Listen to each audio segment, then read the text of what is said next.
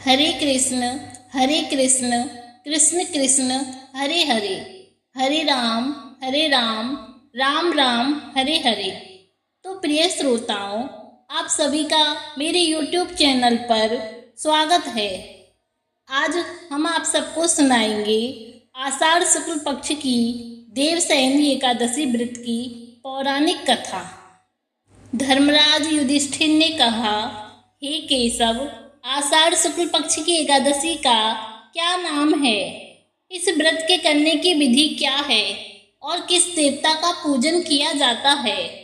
श्री कृष्ण कहने लगे कि हे युधिष्ठिर, जिस कथा को ब्रह्मा जी ने नारद जी से कहा था वही मैं तुमसे कहता हूँ।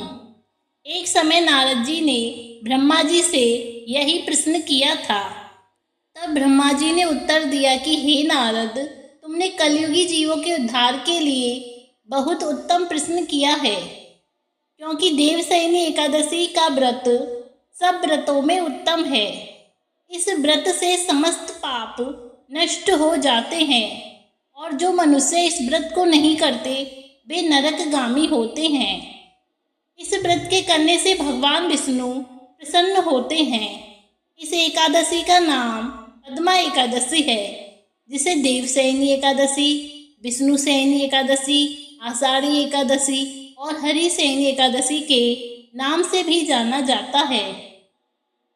अब मैं तुमसे एक पौराणिक कथा कहता हूँ, तो मन लगाकर सुनो। सूर्यवंश में मांधाता नाम का एक चक्रवर्ती राजा हुआ था, जो सत्यवादी और महान प्रतापी था। वह अपनी प्रजा का पुत्र की भांति पालन किया करता था। उसकी सारी प्रजा धन धान्य से भरपूर और सुखी थी। उसके राज्य में कभी अकाल नहीं पड़ता था। एक समय उस राजा के राज्य में 3 वर्ष तक वर्षा नहीं हुई और अकाल पड़ गया। प्रजा अन्न की कमी के कारण अत्यंत दुखी हो गई। अन्न के न होने से राज्य में यज्ञ आदि भी बंद हो गए।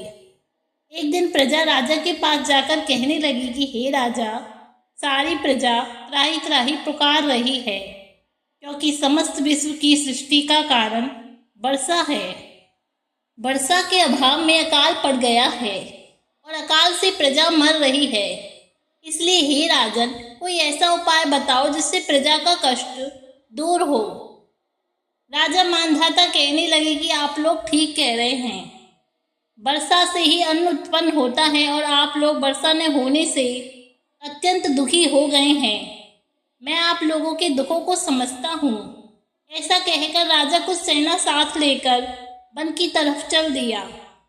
वह अनेक ऋषियों के आश्रम में भ्रमण करता हुआ अंत में ब्रह्मा जी के पुत्र अंगिरा ऋषि के आश्रम में पहुंचा। वहां राजा ने घोड़े से उतरकर अंगिरा ऋषि को प्रणाम किया। मुनि ने राजा को आशीर्वाद देकर कुशल क्षेम के पश्चात उनसे आश्रम में आने का कारण पूछा। राजा ने हाथ जोड़कर विनीत भाव से कहा कि हे भगवान, सब प्रकार से धर्म पालन करने पर भी मेरे राज्य में अकाल पड़ गया है। इससे प्रजा अत्यंत दुखी है। राजा के पापों के प्रभाव से ही प्रजा को कष्ट होता है। ऐसा शास्त्रों में कहा है। जब मैं धर्म अनुसार राज्य करता हूँ तो मेरे राज्य में अकाल कैसे पड़ गया, इसके कारण का पता मुझको अभी तक नहीं चल सका। अब मैं आपसे इसी संदेह को निवृत्त करने के लिए आया हूँ। कृपा करके मेरे इस संदेह को दूर कीजिए। साथ ही प्रजा के कष्ट को दूर करने का कोई उपाय बताइए। इतनी बात सुनकर ऋषि कहने लगे कि हे राजन, यह सतयुग सब युगों में उत्तम है।